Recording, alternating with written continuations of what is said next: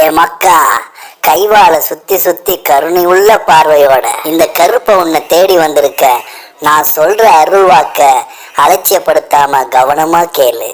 உன்னை ஒண்டி வந்த கஷ்டமெல்லாம் என் முன்கோவ பார்வைப்பட்டு ஒருத்தம் பிடிச்சு ஓட ஆரம்பிச்சிடும்.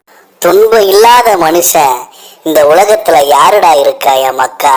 துன்பம் வந்தா என்னடா இந்த கருப்பு இருக்க உன்னை தூக்கி நிறுத்த.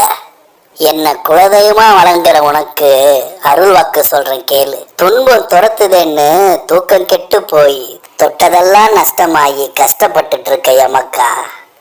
நடந்து முடிஞ்சத எவனாலேயும் மாத்த முடியாது. ஆனா இனி நடக்க போற விஷயத்த உனக்கு சாதகமா மாத்தி கொடுக்கிற சக்தி எனக்கு இருக்கு. இனி நடக்க போறது எல்லாமே உனக்கு நல்லதாவே நடக்கும்.